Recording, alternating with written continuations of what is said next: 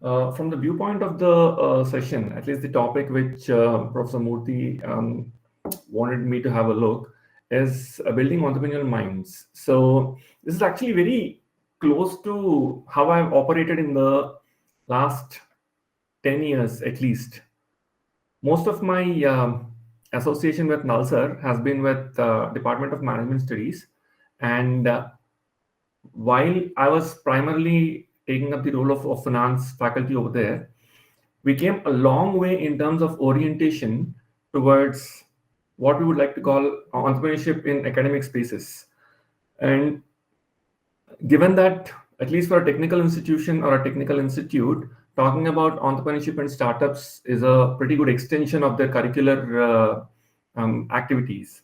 But from a law university perspective, you would find it very difficult to associate anything beyond academics. So the entire mind shift from being an academic to being a facilitator for an entrepreneurial or a startup ecosystem, that journey I found very fascinating. A little bit prior to that, so in terms of the sequence, I started as a professional in finance. So I started as a consultant for private equity and M&A syndication, so hands-on on that for a fair bit of time. Then I moved into this ACAD space, and now I'm back to being a entrepreneur myself. So Boss Jobs is my second venture, along with full-time practice, that is in terms of systems implementations. So the way I would want, or at least you can always bring up points and questions. This is more of a discussion, and then I would be sharing my experiences with regard to entrepreneurship and how I've kind of grew in the academic space in the academic entrepreneurship and entrepreneurship in academic spaces. So this is how I would want to orient or set the context for the stage. As such, I'm not,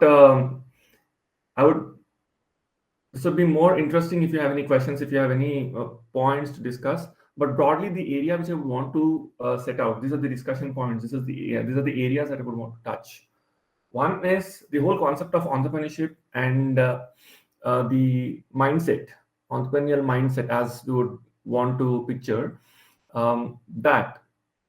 And then what is this ecosystem? Not in this particular sequence, but these are the areas which we would like to really discuss. There is a possibility. Startups and entrepreneurships, and then the real role of how academics can add value to this ecosystem.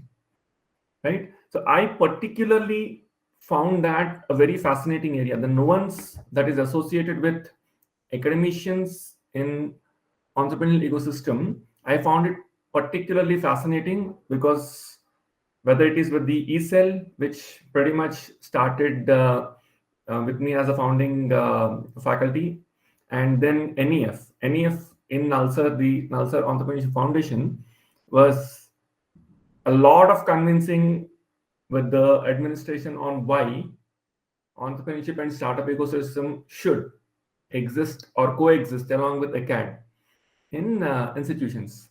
So I'll try to bring in a few of my thoughts and insights in that context, right? So first of all, let me just set the stage saying that, or rather, I think we should start with this.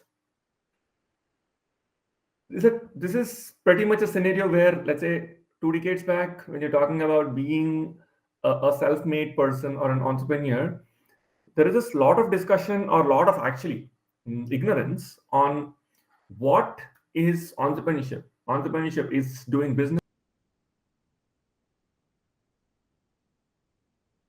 Praveen sir, you got muted. Praveen sir, you got muted.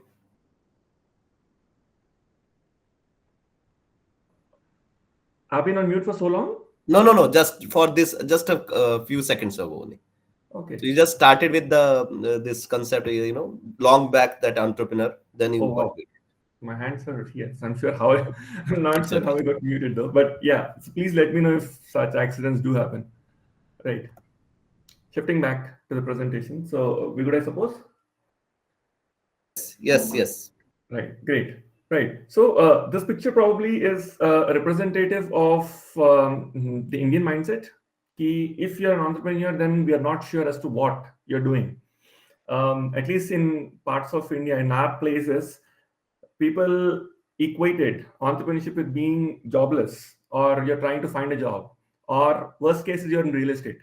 So that is the kind of mindset that we kind of so associate with an entrepreneur. She more trying on a path of self discovery rather than being a value add or useful, right? So now this, if it is one extreme, then the other extreme that we have right now is excessive information, or rather opinions, where without really understanding the crux or the entrepreneurial context, as we would say, there are a lot of opinions floating. Okay. Now, what this does is either it is a deterrent for people who would want to be entrepreneurs or would want to associate with them startups, or outright. So the kind of opinions that are set out, of course, straight this being disparaging and discouraging per se. What this also does is it makes the decision associated with entrepreneurship very cloudy, very cluttered, uncertainty, right? So this is a mindset that we have.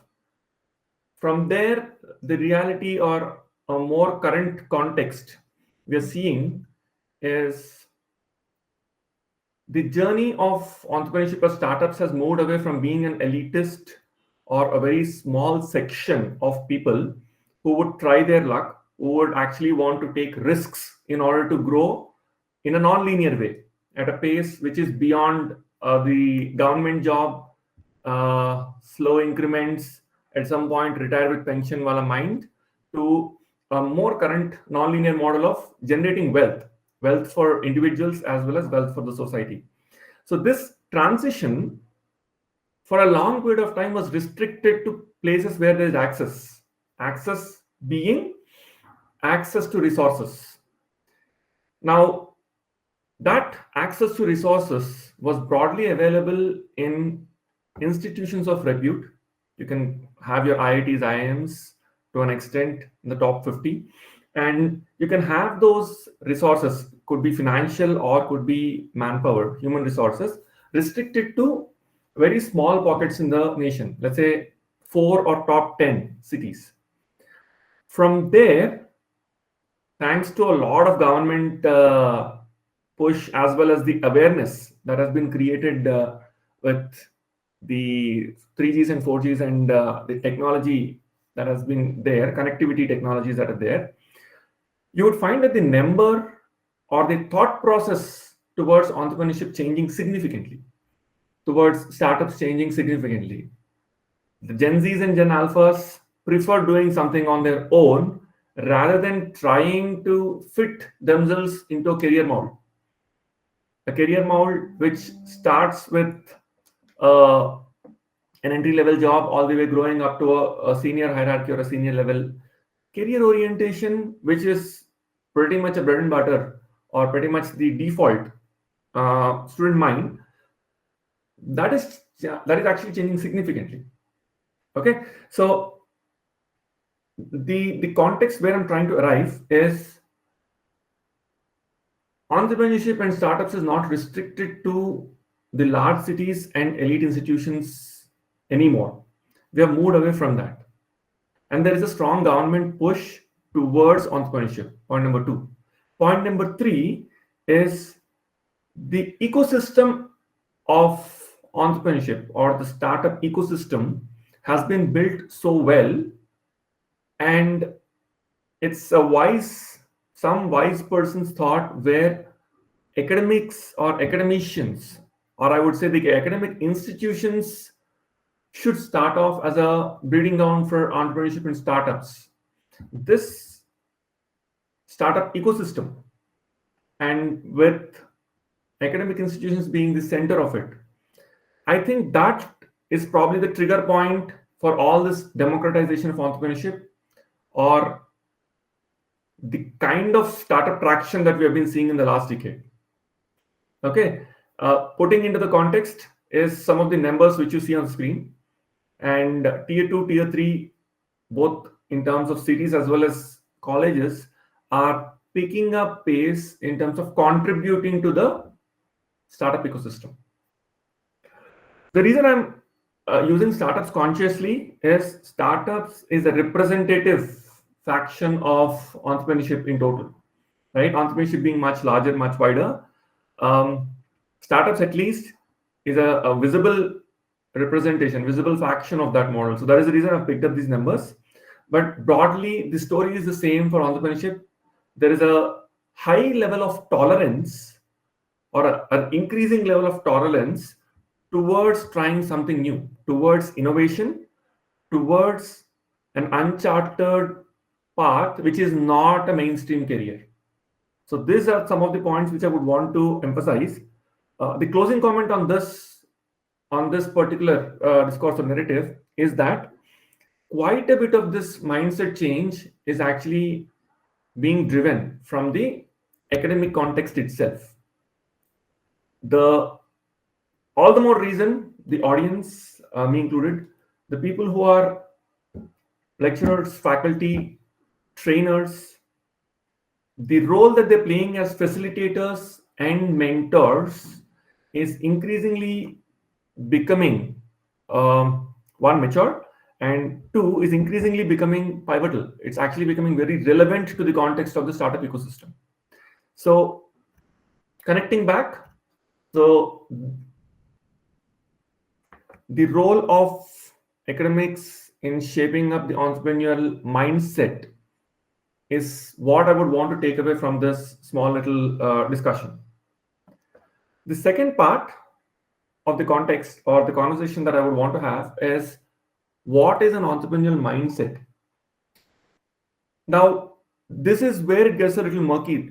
I'm not going by a textbook definition. In fact, I'm not going by definitions at all. Purely from what I have understood. So this is me whose mindset has changed over different periods. For me, when I've started, let's say in 2016, the way I filter an entrepreneurial venture or a mindset, the way I screen an entrepreneurial venture is based on financial impact.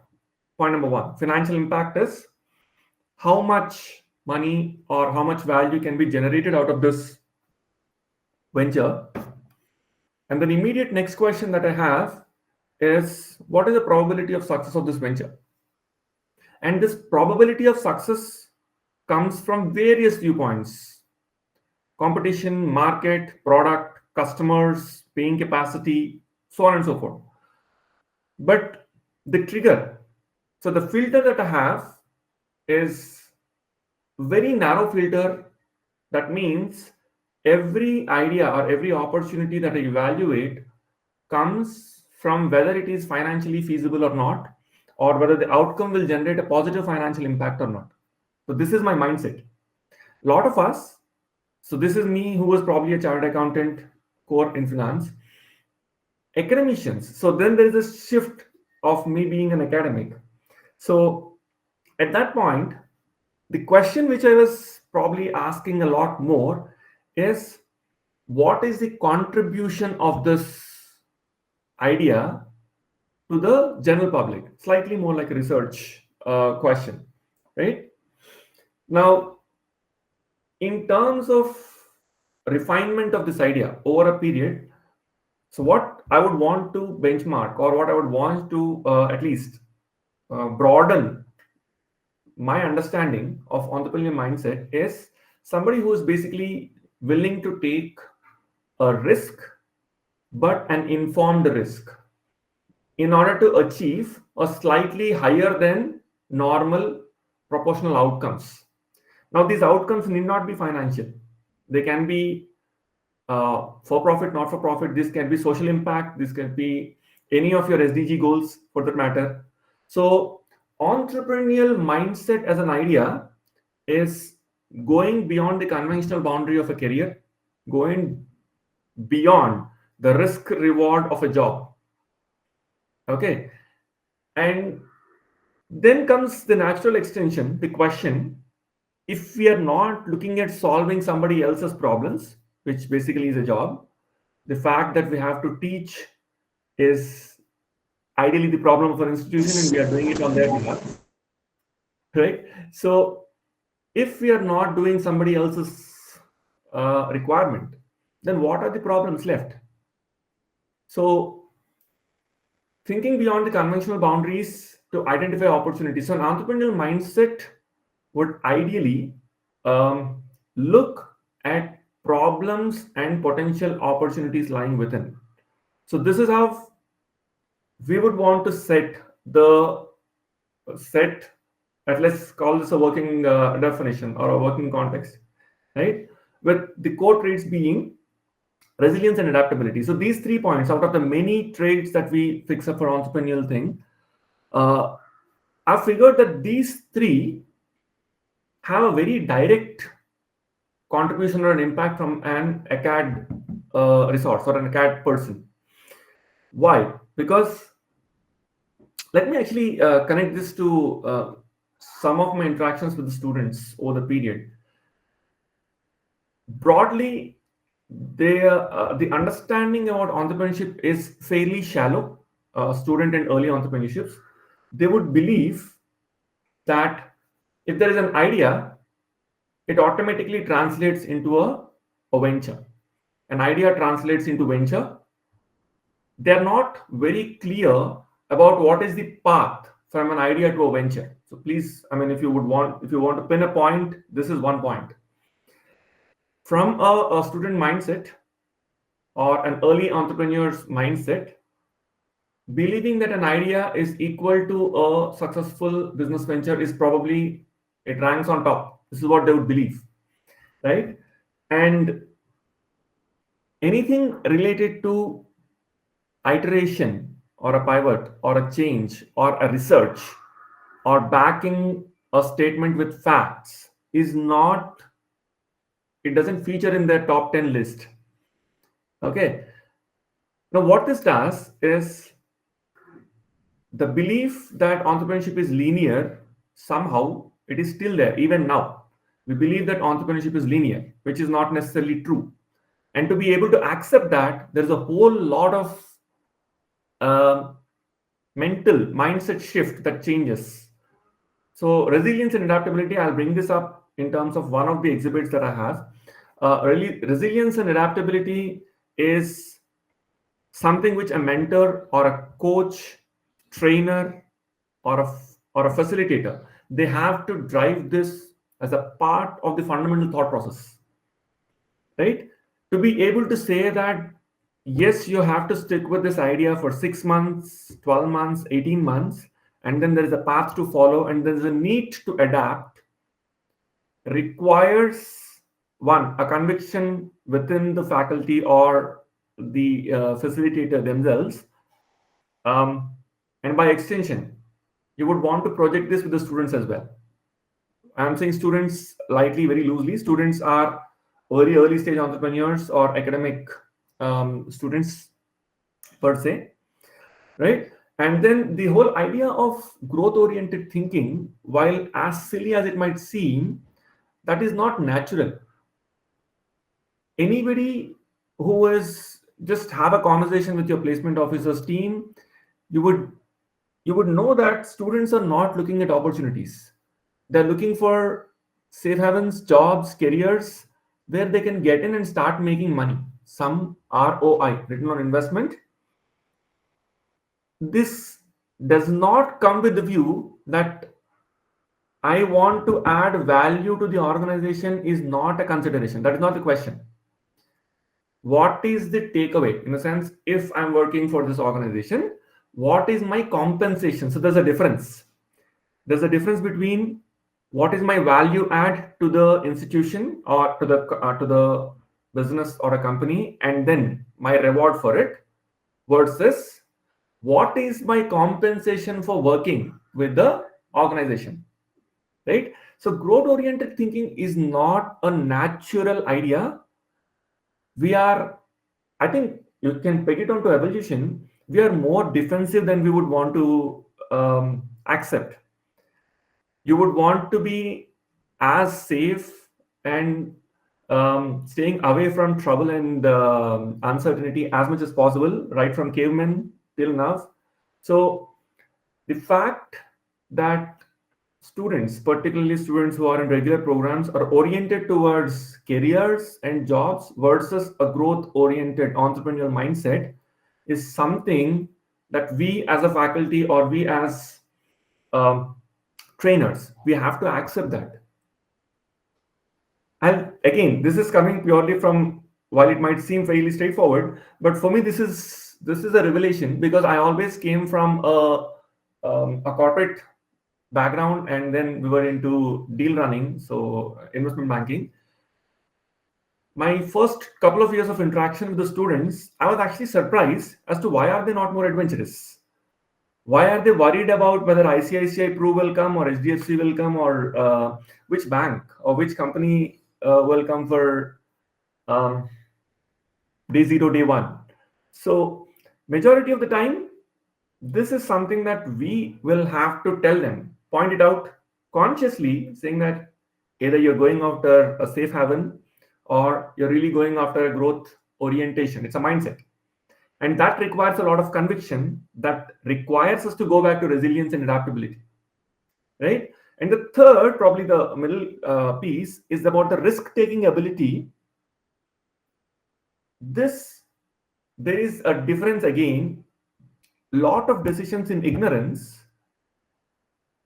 Let me rephrase it. So quite a few of our decisions happen with limited information, and the fact that we choose to take decisions with limited information is what should be addressed.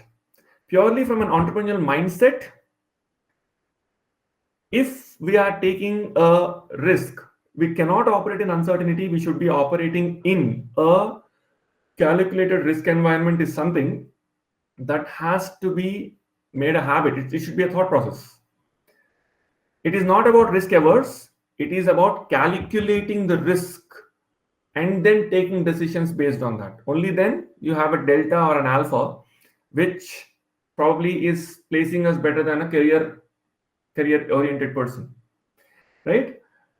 The reason I'm having this conversation is, surprisingly, not all, is quite a few of the academicians. This is a little unpopular, so bear with me on this. Quite a few of my academic friends, or who started off being career academics, I find that this is something that this is not natural for them as well, to be able to orient or change the approach. But if you're putting ourselves in the position of a mentor or a facilitator to the younger minds who want to be entrepreneurial, then this is something that we should start believing in before trying to adapt, before trying to project it to the mentees, I would say, right? So yeah, this is as far as the second part of what I really wanted to talk about is in terms of how we kind of orient ourselves. The entrepreneurial mindset, as we would want to call, is divergent from a traditional career-oriented mindset. Now, this kind of takes me to a set of questions, which again, these were questions in 2016, 18. That was a time when I was very sure I could inspire. So it's unfortunate, but I was sure that I could actually inspire people to become entrepreneurs. Now, that was a very disappointing, the statistics were pretty disappointing in terms of how many students actually turned out, or at least took, attempted, I wouldn't say even took, attempted a path of entrepreneurship. But again, this is an extension of this previous discussion, the entrepreneurial mindset thing. If we start off by generalizing programs, partly this also works, this also um, contradicts my later part of the discussion where institutions should support entrepreneurship. But what I would probably want to say at this point is students, or even in general, because people are not oriented towards entrepreneurship, we should not tailor our approach. We should not present ourselves to try and boil the ocean. All the audience are not entrepreneurs. None of them are wannabes as well. Some of them don't care at all. Okay. So this is my fundamental learning. And the reason, the kind of impact that this first section has, this is again a mindset shift for me, is if we attempt to convert people from careers to entrepreneurs, then we will fail. And that failure does not sit well with us internally. It doesn't sit well with us. So, in a slightly longer run, if you want to keep doing, if you want to actively contribute to the entrepreneurial ecosystem, we have to make that adjustment. Ki we can only help those who are seeking it. I know this is a cliche, but identifying them is a trait. Identifying them is something that we can do, is a trait. Rather than trying to make programs en masse or make design programs en masse. So this is one of the qualms that I have against entrepreneurship as a curriculum, as a paper in class. But having said that, that helps in orienting the students, whoever are willing to take that bet, right? And the second one, again, it is an extension of my first point, is should it be driven by faculty or students? I will extend again purely out of my experience. So while we cannot convert an entire class or an entire batch or a section to think like entrepreneurs, despite being extremely inspirational, there is a section which would want to pursue entrepreneurship. Okay, so as a faculty, the role which we take, that kind of defines how the entrepreneurship spirit will be shaped. Let me give you an example. If so again, let me give you an example where of the conversations that I had with the students is it is extremely normal for students to reach out after an entrepreneurship session or a guest, a real life entrepreneur who comes in. It is extremely normal for students to start thinking about it and come up with ideas. Frankly, that should be encouraged.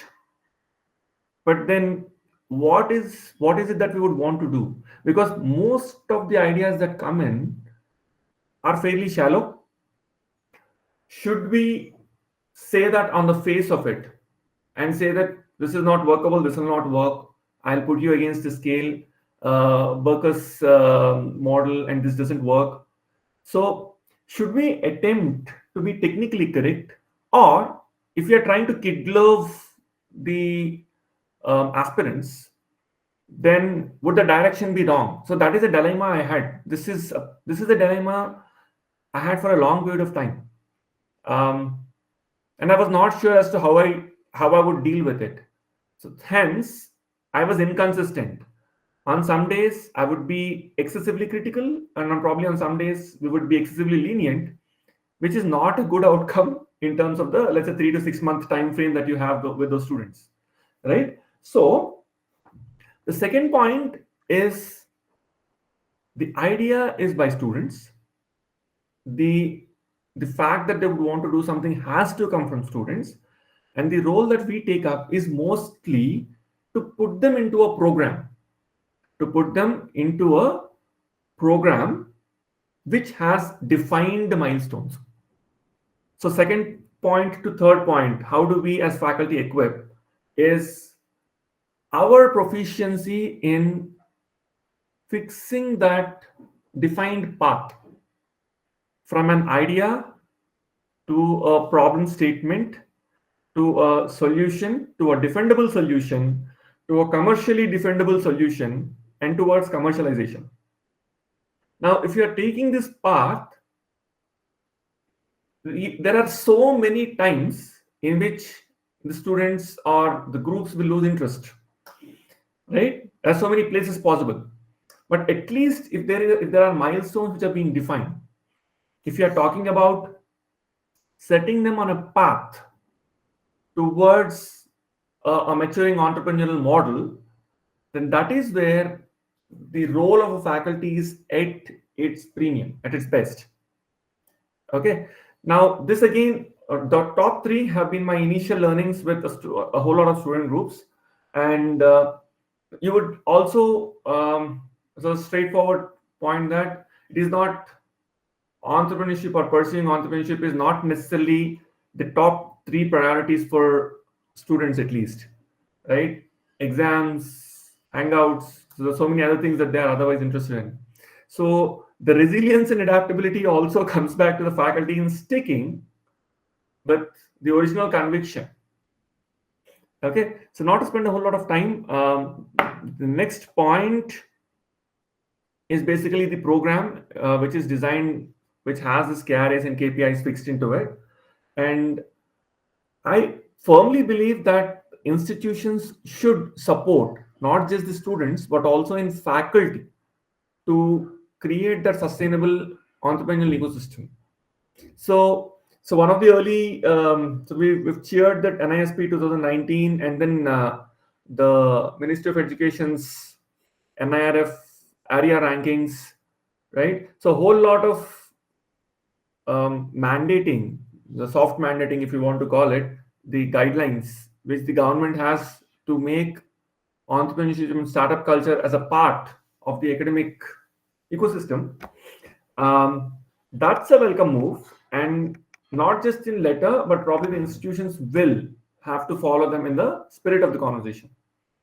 Okay, so some of the questions, and these questions typically is my journey from, let's say, 2016 to 2024, when we've actually tried to incorporate the NISP in the form of NALSA's innovation and startup policy, and as an extension to that, setting up the NALSA Entrepreneurship Foundation. So I was one of the, in fact, I was leading the entire work related to the setting up the company, as well as framing the initial policy as well as the bylaws. Right. I think we've touched upon some of them in the conversations, but there is one point which I would want to probably elaborate or take it a little further, is point number 3, that is the ability to define a problem statement and remain engaged with it. Now, this is probably the challenge. Conversation, this is basically an exercise that we did in class, that we actually do in an entrepreneurial session, is we were talking about problems. So there's one more surprising aspect. So probably all of us will connect with that, is if I ask you to list out, give me the top 5 problems, most of us will be taken aback. We are not really sure as to what qualifies as a problem beyond finance. Okay, so EMI is probably the biggest problem about 90% of the households face. Obviously not that we don't have solutions for it, but we are not, again, it probably comes from an adaptive mindset. The evolution, I would say, is we are not oriented to seeing problems. We are oriented to either seeing outright solutions, shortcuts, or better still, ignore the problem. So that is how probably that makes our life a little easy, but that is how our primary wiring is. We are not oriented to seeing the problems, and hence our problem statements are actually very weak. They are very generic in nature. Our problem statements are actually either symptoms or consequences. So that is how we understand, we see problems, And our definition of problems is mostly the consequences of a problem, or the as I said, we don't really get to look at the problem itself in detail. Okay, so when I'm asking in a session, so we set the context key, what is ailing agriculture as a sector or farmers, what is the problem that the farmers are facing. Among many um, questions or many problem, many statements, we've picked up one specific question, which is, or one specific problem statement, as we want to call it, contributed by the group, student group. Ki farmers are struggling to sell their produce at fair prices. Relatable problem, right? Most of us relate to this problem. Ki farmers are underpaid. There are like a lot of middlemen in the process, and hence they don't get enough sustainable money or revenues, and hence they are trapped in the loan trap, low produce, poverty, and so on and so forth. This is correct. To an extent, this is correct. This is a problem. This is not a problem statement. So we've had the iterative discussion. Then comes the problem of defining or trying to understand, is this an addressable problem or not? If we can figure it out, if we can fix a solution to this, then it is an addressable problem. While the simple answer probably is yes, this problem does not have depth or does not have addressable issues. There's no context. So a set of iterations later, we have come up with a refined problem statement and objectives. You will see that there are objectives here also. Objectives in terms of help farmers access better markets, as generic as we can get it, and then improve farmer incomes. So these are like a mission statements. We confuse them with objectives, right? Now, from here, 45 minutes or 1 hour of iteration or discussions among the student groups led to a slightly more detailed problem statement. I do not believe that this is an addressable problem yet, but you will see a marked change in how the statements are being changed. Your original statement is addressed as a generic statement which talks about farmers and their struggles. Farmers and their struggles are consequences or outcomes of an underlying problem, and that underlying problem is something else, right? So the example here is, not all farmers are losing money. There is actually a subsegment, and they are not losing their entire earnings. They are losing an X percentage. Need not be factually correct, but look at the orientation, the change in the thought process. So if I'm able to define the extent of loss, then my solution will cover a percentage of loss. 20 to 30% of the earnings lost. How much can I recover through a solution towards it? That means how much can the farmer income be increased? So a change is small and medium scale farmers losing 20 to 30% of their potential earnings due to lack of direct access to buyers and reliance on intermediaries. Problem statement 1. This is the first part of the problem. The second part, of course, is, while that still is not an RC, a root cause of the problem, the issue is excavated by information asymmetry, demand forecasting issues, and purely lack of negotiating power. Now we are talking about what are the root causes which are triggering the problem. Can we address any of these root causes, which in turn will be a solution? So moving from your first step, which is identifying or having an idea or an issue, towards coming up with a possible solution, is dependent very much on how our problem statement is made, how we are presenting or how we are articulating the problem, right? So now with this background, the background also changes. Many rely on middlemen, ... versus how are we intending to address what are our refined objectives now come from a background which is depend on three areas. One is fragmented market information. The second one is network, buyers network, and the third one is high middleman margins. Right? There is absolute lack of transparency, opaqueness with regard to the middleman margins, and the buyer network is not a reliable network because there is no framework for the buyer network. And third, or rather, is the information, lack of information. So if I don't know real-time price updates, then I might as well believe what my brother, sister, or the next person who has told me as an information point.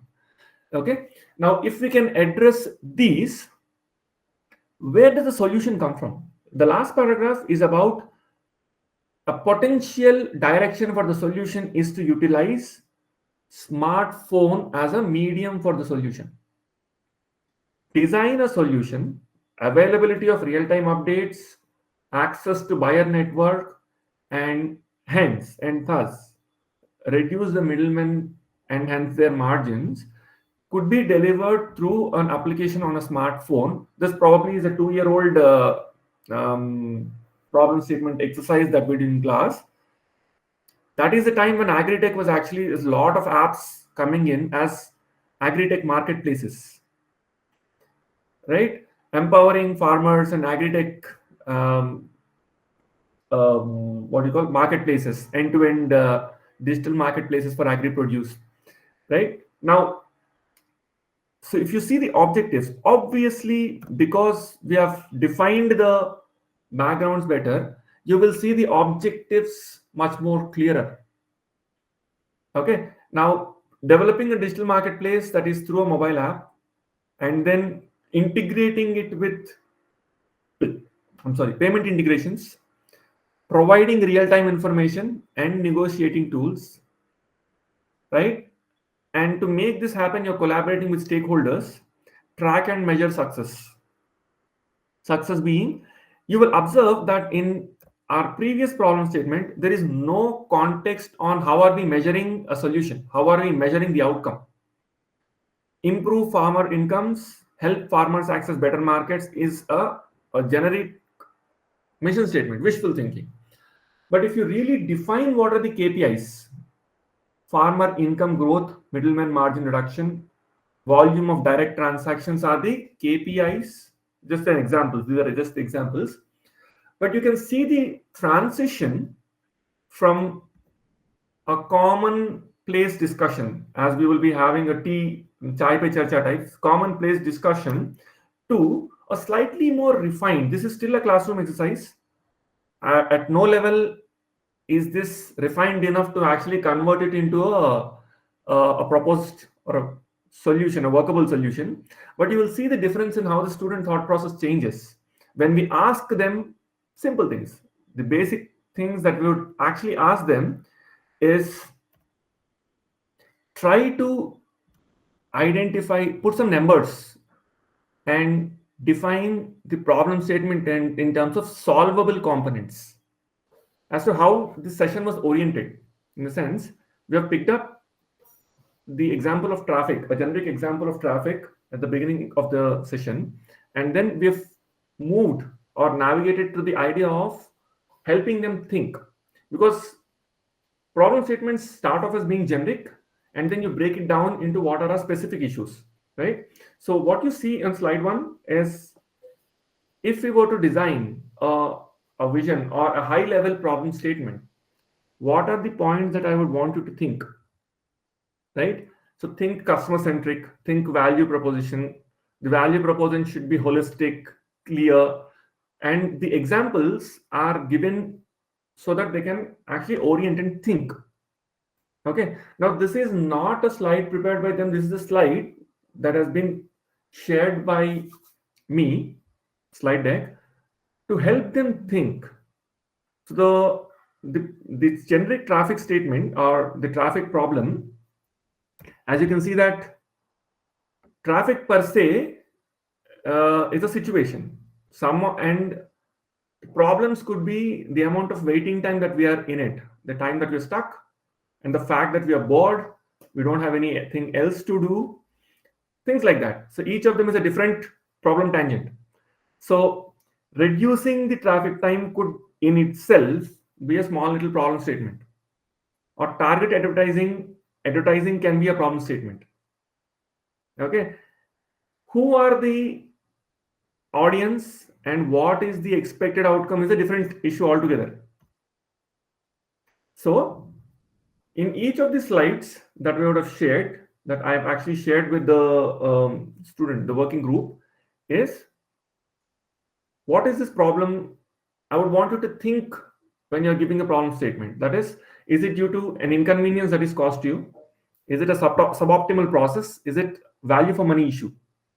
Are you paying a high price? Would you believe that there is something that can reduce the price of a solution or a product? Right? So this slide deck is a teaching aid, or rather I would say this is an aid on the thought process for the students. Based on this slide deck, in terms of, you would see that I basically asked them to come up with a vision statement followed by a problem statement which is broken down, and then tips and suggestions, followed by a value creation, or what is the solution that is to be offered and who are the target customers in this problem solution fit. Who are the target customers? The last point is, what kind of resources would you need to implement that solution?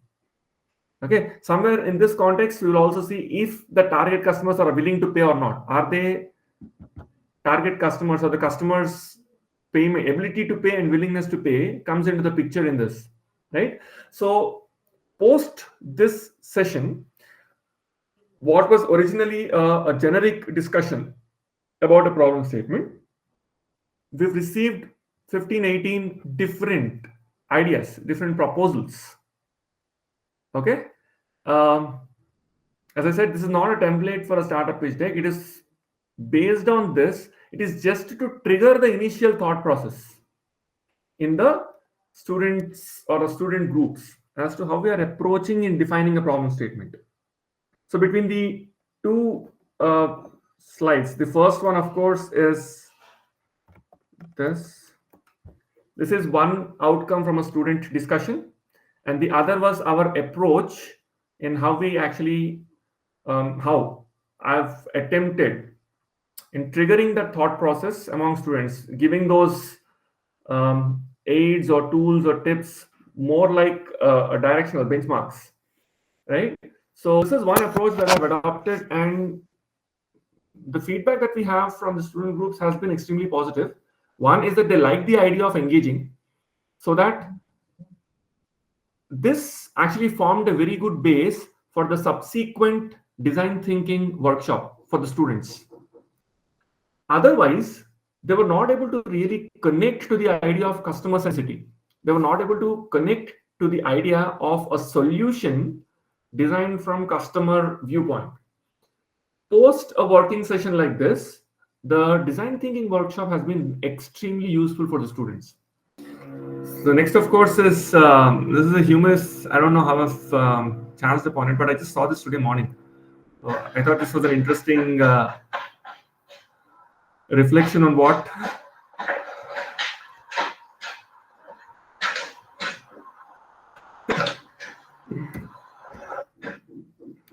so yeah, so that I'm supposing that the video was visible. It was visible, sir. Yeah, so I found that particularly funny, but I think that's pretty much how how I would want to sum up the role for mentor in the context of students, and the fact that quite a few of the activities or tasks, we don't have a real view. Particularly, the students don't have a very good exposure to what the outcomes are supposed to be, what is a benchmark, what is this goalpost or a target. So it's up to the faculty to be able to walk through the journey preferably guiding them at those requisitions or at those interventions, strategic intervention points, as I would want to call them, right? So, uh, yes, how do we actually bring it into our acad environment as well? Is in terms of how we are, you would actually find that quite a few students who actually reach out with regard to the entrepreneurship, the research that they do is particularly shallow. You will not, they do not come from a position of research, or in terms of problem identification per se is not based on any research. There's not necessarily enough data. It is based on perception. Quite a bit of the problems which are picked up as problem statements are more perception than data driven or research driven, right? So the first thing that you would ask, that we would ideally want our students, is to actually take it slow. When somebody pitches to our incubation cell or the e-cell, the idea is we discuss, we walk through, and basically slow down the thought process. How quickly are they approaching? We would want to extend the breadth of the problem statement, pick up research, pick up data points which back their current claim of a product solution gap or a market requirement. Now, this is something that actually should be a part of our marketing analytics or a part of our curriculums per se, right? And all of us, particularly the faculties, are adept, much better off in terms of the research and data. So we should actually help them work towards putting together or synthesize a well documented problem statement, right? Now, that coupled with some directional workshops, typically, I'm pretty sure, so as institutions, the framework, IIC framework, most of us would be conversant with the IIC framework, right? The Institute Innovation Council under the MOE, where academic institutions are actually encouraged to register with the MOE and then follow the as IIC, and then hopefully institutionalize the academic or rather the entrepreneurship into the acad. So quite a few of you would be familiar. If not, but NISP has some, in fact, it has a fairly good setup where the IICs or institutions can actually collaborate with the government policy frameworks, right? So, and from what I've seen this when we were preparing for the NEF, they're fairly forthcoming as well. They wouldn't mind reaching out. So once we reach out, the responses are also fairly comprehensive, right? So if our institutions are not a part of it, I think this is a strong, you should strongly recommend or encourage that we be a part of the MIS Innovation Council, and then draw some of the benefits out of the programs that are being hosted. So this is one calendar which was actually, this is more of a requirement. If you are registered as an ISE, they would want you to conduct a set of workshops, series of activities and all. But where I'm coming from is, this is the framework, and if this framework is effectively being adopted in the academic ecosystem, there are gaps in this framework. The workshop on entrepreneurship and innovation, for example, as a career opportunity, you have conducted this as a 2-hour or a 3-hour or a half a day workshop.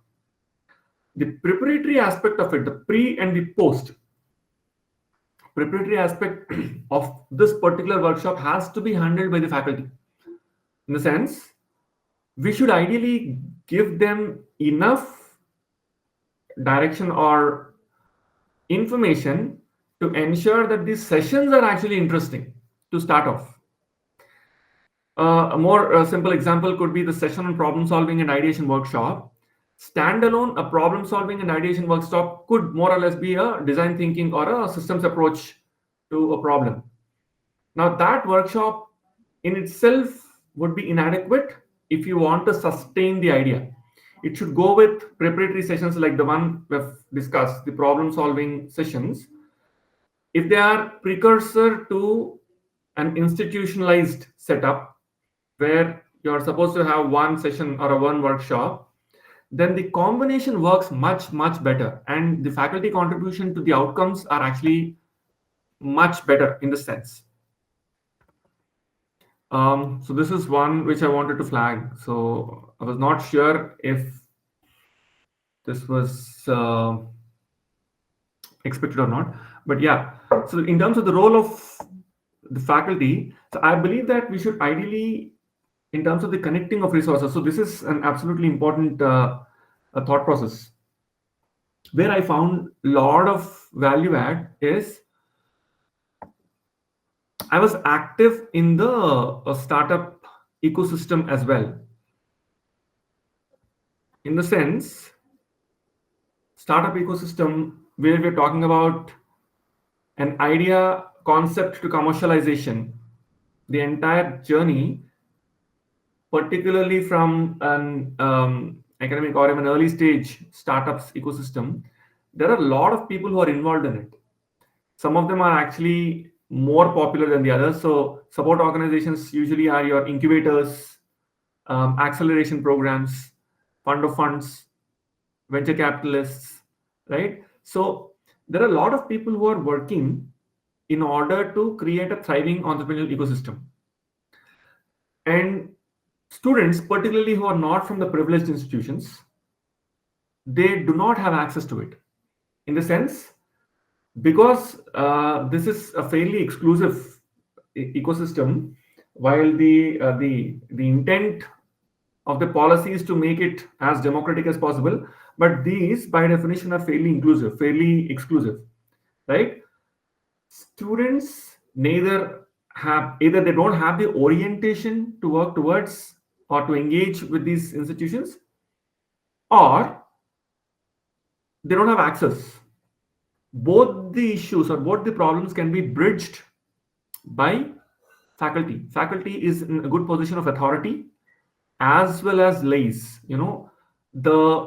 The bridge between the academy, that's the student community, and the support ecosystem should be more actively pursued by acads, or so I would say professors and lecturers, right?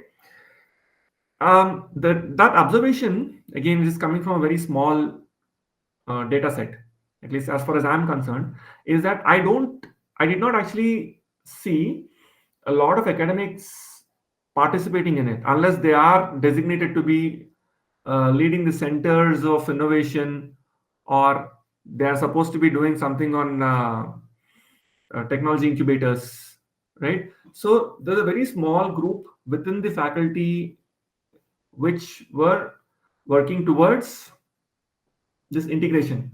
But again, that or that inclusion, that bridge is also only to the extent of startups, not necessarily ideas or thoughts beyond the disruptive startups, if you want to call that, right? So the role of acad or the role of academicians comes at a level where we are talking about giving them enough ammo in terms of building problem solving skills, an example of that which we have seen, Um and then actually creating the right environment to facilitate workshops, hackathons, and challenges, right? Providing them with the right intel information, and more importantly is the ability to connect the student groups or the working groups to the resources. Resources could not necessarily be finance or money, but it could as well be a mentor or a subject matter expert from the industry who can be an alum, who could be an industry expert. Now, this requires a lot of initiative, while the facilitation can still be done by the institution, a lot of initiative actually comes from us.